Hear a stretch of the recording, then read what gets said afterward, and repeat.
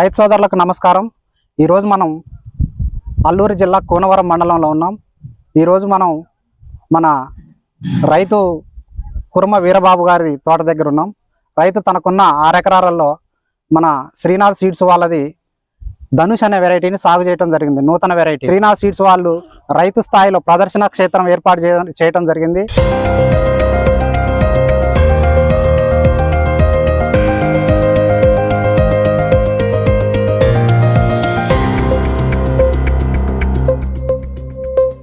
దాని గురించి మనకు వివరాలు అందించడానికి రీజనల్ మేనేజర్ గారు అనిల్ గారు మనతోటి రావడం జరిగింది. అదేవిధంగా మహారాష్ట్ర జాన్లా నుంచి కైలాస్ గారు కూడా ఇక్కడికి రావడం జరిగింది.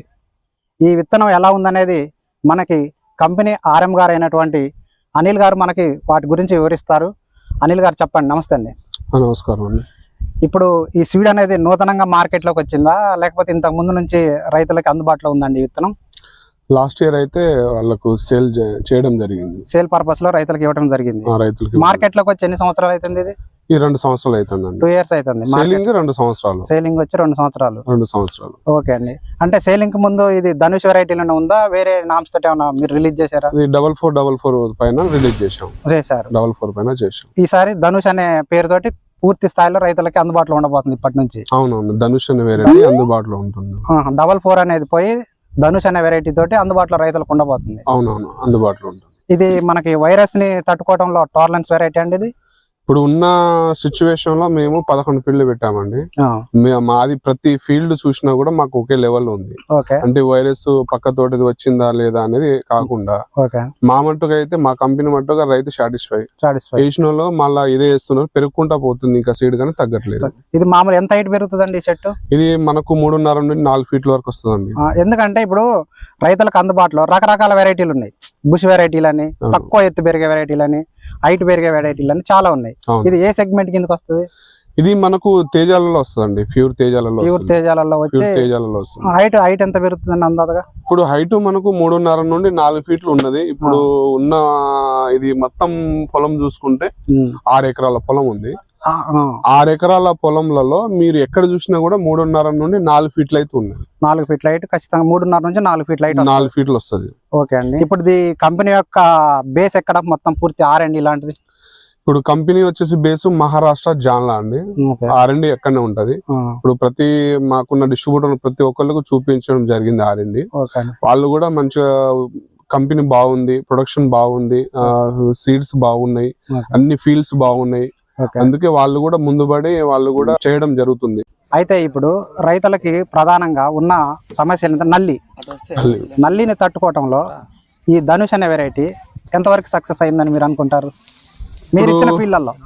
ఇప్పుడు రైతు పరంగా చూసుకున్నాం మనము, ప్రతి ఒక్క రైతు అయితే నల్లికి ముందే క్రాప్ సెట్టింగ్ అవుతుంది. ఇప్పుడు ఈ రోజు డేట్ ఎంత? 29వ తారీఖు, 29 జనవరి. అంటే ఇప్పుడు నా కంపెనీ నేను మాట్లాడడం కాదు, ఇప్పుడు అందరు చూడాలి. ఈ టైం తో పాటు జనాలే చెప్పాలండి. నల్లి విషయంలో, గుబ్బ విషయంలో వీళ్ళు ఫీల్డ్ చూడడానికి వచ్చారు కదా, మన నోటి కాకుండా వాళ్ళ ద్వారా చూపించుకుంటే బెస్ట్. రైతుకు ఫీడ్బ్యాక్ ఉంటే ఆటోమేటిక్ గా కంపెనీ డెవలప్ అయ్యింది.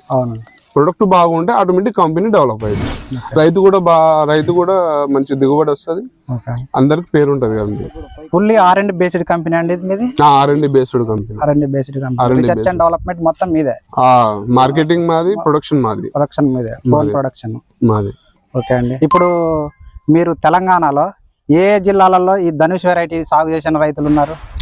ఇప్పుడు తెలంగాణలో వరంగల్ జిల్లాకి ఇచ్చామండి, ఖమ్మం జిల్లాకి ఇచ్చాము, మహబూబాబాద్ జిల్లాకి ఇచ్చాము. ఇక్కడ ఆంధ్రాలో ఇప్పుడు ఈ అల్లూరి సీతారామరాజు డిస్టిక్ ఒకటి, ఇనుకొండ, గుంటూరు సైడ్ ఇచ్చాము, మళ్ళీ మన పెనుగంచిపోల్ ఇచ్చాము, మళ్ళీ ఎన్టీఆర్ డిస్టిక్ ఇచ్చాము, నందిగామ ఇచ్చాము. అన్ని ఏరియాలో బాగానే ఉందండి. అక్కడ ఫార్మర్స్ అందరూ సాటిస్ఫై ఉన్నారు. ఓకే అండి. అయితే మనకి ఇదే విషయం గురించి మాట్లాడటానికి రైతు వీరయ్య గారు కూడా అందుబాటులో ఉన్నారు. వీరయ్య గారు చెప్పండి, మీరు ఎన్ని సంవత్సరాల నుంచి తోట సాగు చేస్తారు? మేము 2001 నుంచి చేస్తున్నాం సార్.